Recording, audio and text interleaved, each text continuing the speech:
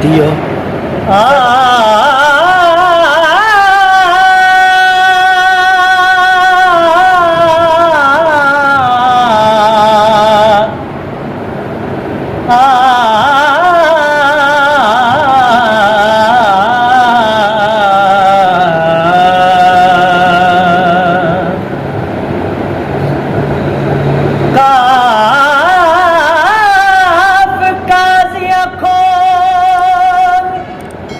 किताब रसा एडू वक्त नमाज यार आ गए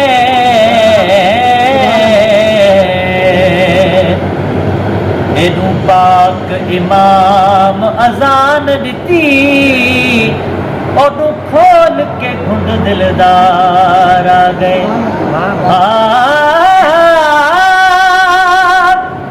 एक बेतू फरेज अजीम रुहई मेरे सोच तू पानी तारा गए दिलशाद नमाज कज़ा पढ़सूं उठो अदब करो सरकार आ गए उठो अदब करो सरकार आ गए। मुझे कखड़ा ते वरी मेहर वसण वारिया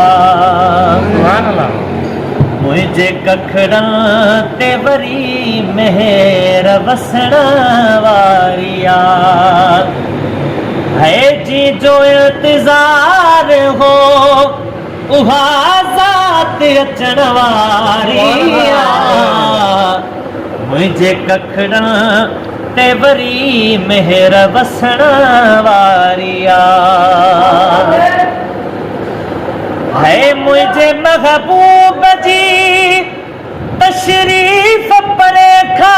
पधरी मुझे महबूब जी तशरीफ परे खा पधरी मां सुञाणा थो सफ़ा लोड सजण वारिया मुझे कखड़ा ते वरी मेहर वसण वारिया मुझे कखड़ा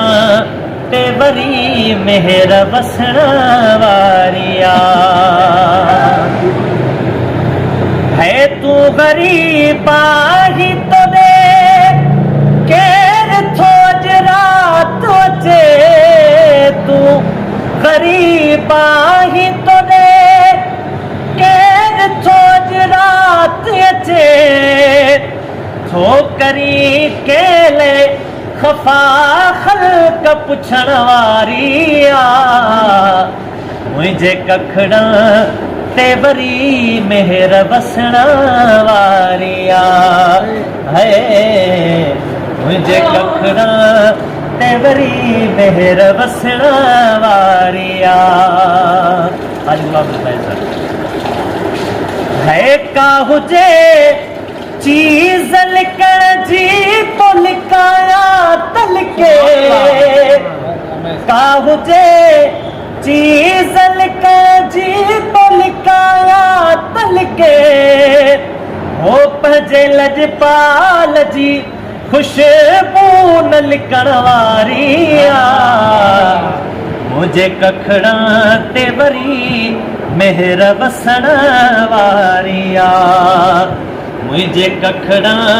ते वरी मेहर वसण वारिया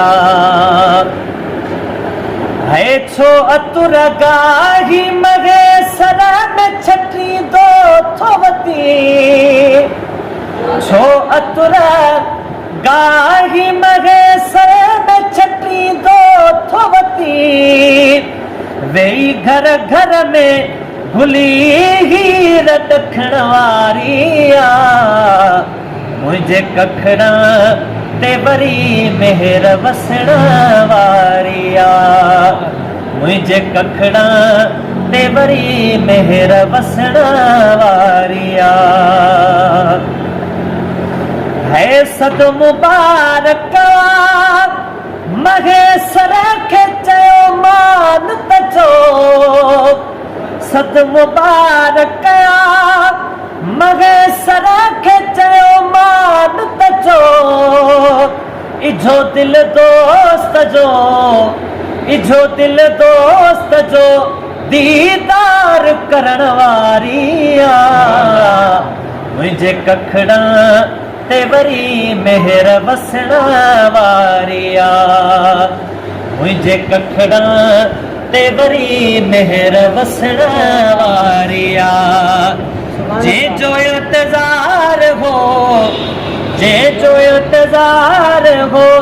साज़ात अचण वारी मुझे कखड़ा ते वरी मेहर वसण वारी